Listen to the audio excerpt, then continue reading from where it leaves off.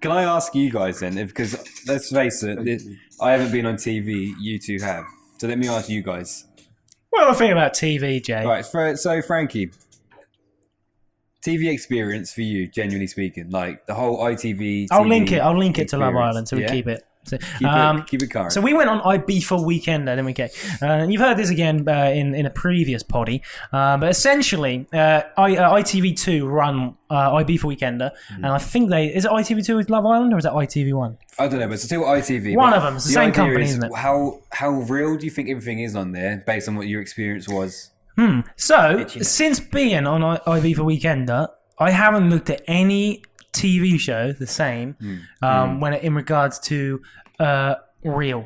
Okay, so even Jack Whitehall, you know Jack Whitehall? Yeah. He does a show where he travels around with his dad. Yeah. I don't know what network it was with, but essentially, like, I saw these jokes in it, and they were supposed to pretend that it was real, and like the dad's being funny, and he's standing there like getting lost and stuff, and I'm like, when I think back to Ibiza Weekender and how staged it was, they would not allow him to not for that to not be staged. That is a stage thing where if you've not been on TV, you wouldn't know. You think, oh, that's real. And I couldn't enjoy it because I knew full well. They took about 100 shots. Of trying to get us to walk into a club. Have you heard of... that was so annoying.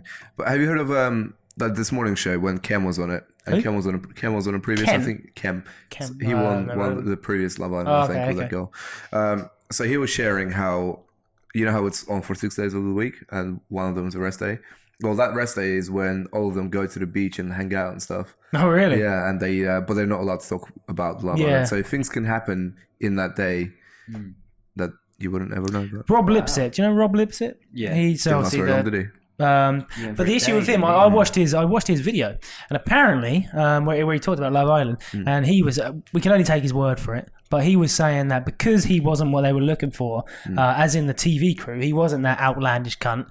He wasn't doing this, he wasn't doing that. He was being genuinely nice to everyone. Apparently, he talked to most people around the house and was being caught on the screen a lot. And it's just when it came to editing, it didn't fit the criteria ITV wanted, so they blanked him out. Yeah. So he was same with us, wasn't it? Well, we were constantly telling jokes and shit and messing around, and because we didn't fit the model that they wanted, like that clown, we didn't fit the clown model.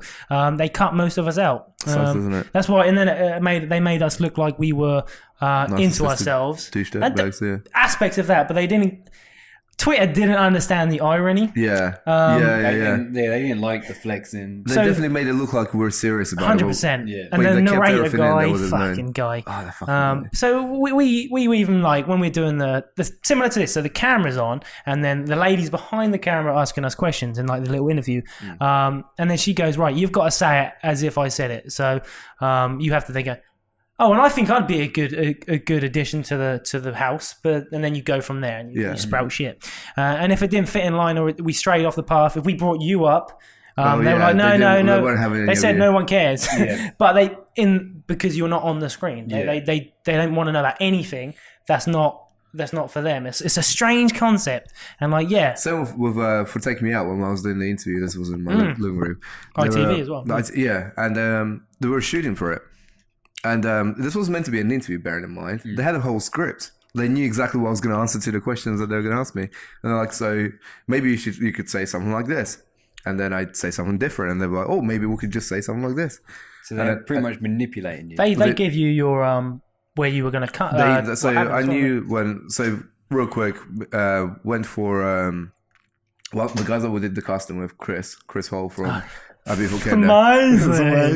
So he got me in on Take Me Out, and I was actually going to go for it.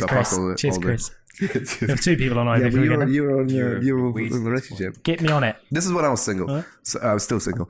That's the irony. But anyway, it's a whole different thing. Yeah, it's a whole new different thing. But anyway, so I was single. Chris got me on it. I went through all the tests, got the choreography and everything. I was for my performance, which was shit. They got like 7 hearts, and I was meant to do this kicking routine and got a choreographer who was doing some shit with Beyonce or some stuff as well. Anyways, I did a kicking routine, so that was my thing. And I found out that I had like how many girls I had left. I can't remember how many now, but it's by everything scripted, and the girls have earphones, and they would have known what to say and what next to give. and then I had to practice like. So absolutely everything on this reality dating show. Predetermined what lights are coming on and off. The only thing I didn't know is what girl I was going to end up with because there's 2 at the end. So you got to pick that. So that's the only bit. So that's the choice I would. Yeah. But it still comes down to what lights come on. And at each stage, they knew how many lights were going to get turned off. That's why the girls come out with such pointless things when they go, "Sorry, I didn't like your tie today, so I turned my light off," because they have to. Yeah. But the thing is, when you then like look at a show, now you know that information and you watch that Love Island. I don't know how, if you know this, you can sit there and watch it. I want to quickly close off the Take Me Out thing. The reason I didn't end up going on it, which was meant to be shooting in, I can't remember now, February, is because I got back with my ex. So out of respect, you didn't do Out it. of respect, I didn't want to be on TV because if we were together, I didn't want her family and my family seeing that we're out there going on dates and Fernando. That would have looked terrible on you if they saw you on TV and then went to find your Instagram and you and your girlfriend are So I didn't do it, and then we broke up. So ITV, get him on, get him back. He's just outed you for being fake, but come on, get him on. Oh, that's why I think Love Island is trash. But anytime anyone brings Love Island up, I never say that because I've been on because I've been on Ibiza weekend. That'd be a hypocritical thing to say. Is that I was on one of the shows that I think is garbage, so I don't really say it. Yeah, and just let people enjoy it too. People love it. It makes them happy. Yeah. It gives them something to talk about. It gives people a new thing, and it makes those people on there famous in what they're trying to achieve as well. So the problem with Love Island, they're famous for a year until the next series, and then they tend to phase out, and then most of them kill themselves, unfortunately. Fucking hell, Jay. That's true. No, that's true. Yeah. That's true. There's a couple of suicides, isn't there? There is too. That's just we're gonna get some haters on this episode. Well, no, that's true. That's a whole new context, isn't it? Didn't someone kill themselves from Jeremy Kyle and that got axed instantly? I was genuinely going to bring it up just now. Yeah. What do you think? Jessica K got axed because someone killed themselves. Love Island didn't get axed, and people have also killed themselves. 2. So 2 people on Love Island, 1 on Jeremy Kyle. Same. Wait, but you've got to think why. So the guy from from Jeremy Kyle, I think killed himself due to what happened on Jeremy Kyle and what happened after Jeremy Kyle. Where you can't determine whether or not Love Island made this person kill themselves. You can't say that, so they can't sit there and say Love Island made this person do that because you just can't. Nothing bad might have happened to them on Love Island to create that kind of fair. I haven't looked at it that way. On Jeremy Kyle, if I'm being ousted for doing something terrible, like stealing from my mum or something, and then suddenly I walk around Ipswich and everyone's like, true. To be fair, shit at me. They also get because we had to do a psychology test to make sure that we're sane enough to handle the hate that we'll get after it and stuff. And I said you should expect you should probably delete some things off Instagram and Twitter before you go on it, and if they don't want public to go on, and they will find you, and somehow they did as well. So I'd imagine with Jeremy Kyle, they must have done a comprehensive version of that and said that you will be slated for what you're about to say, so be careful, sort of thing. So they made their own conscious decision to do it. If you're going to go on Dracula in the Lions, then obviously you're probably going to get bitten. They definitely shouldn't have axed it because it's a national treasure of a show that it's been up for the years, and if you had percentages on the screen now, you'd have like a 0.0 of something bad, like as in someone killing themselves.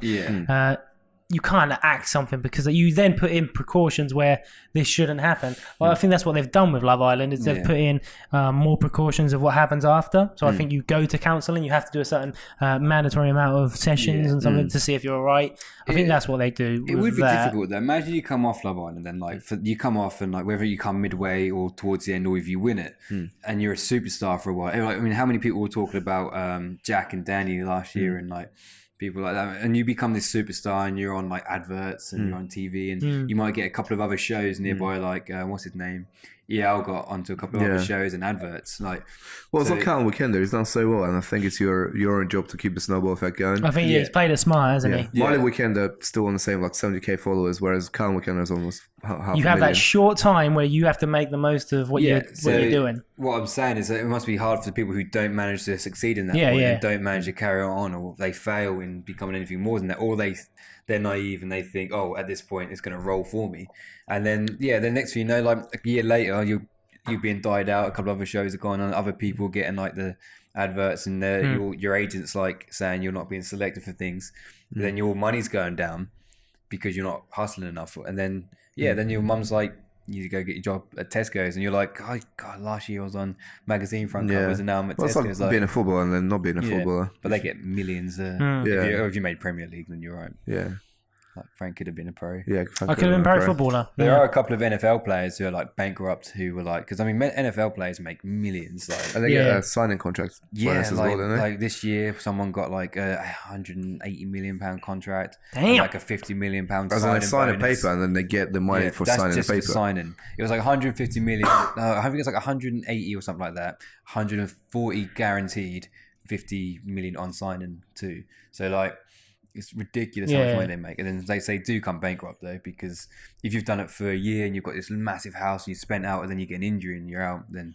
But yeah, so it's smart with your money. But you have to be clever. If you're on Love Island and you want to maximise it, you should. Boom. Reality TV shit. Would you go on any shows? I'd love to go on. Obviously, I wouldn't go on those ones because I'm not looking for a girlfriend or anything. About the SAS thing. Makes you think how real that is. Like, who the fuck knows? Well, there's cameramen up there. Yeah. They are up there. Like, I mean, they like when they show these harsh environments and how much they're struggling. But obviously, the cameraman's just sort of like. I used to think Bear Grylls was real. He's like at the time, I was like, he's definitely sleeping. But then again, like then you get put in reality, like there's no way he's sleeping there. He's going to a hotel. That was the whole thing, wasn't it? That Bear Grylls then goes and sleeps in a hotel and then comes back and does it again. But again, he does actually put himself in them scary situations. I guess it's just to make good TV, isn't it? Just to it's all entertainment. We forget that it's entertainment, isn't it? It's their businesses. They're trying. I mean, like BBC, ITV. That's a business. That's a company. Imagine filming a shit episode, nothing happened. I mean, it's real. It's real. Yeah. It would suck. So I mean, but I would definitely like to do some bits. Like, I'd definitely like to do some of the cool things on TV, like the more adventure stuff. That'd be fun. Maybe we can get a show, us three, ITV, if you're watching. We just slammed them for the last 20 minutes. I asked.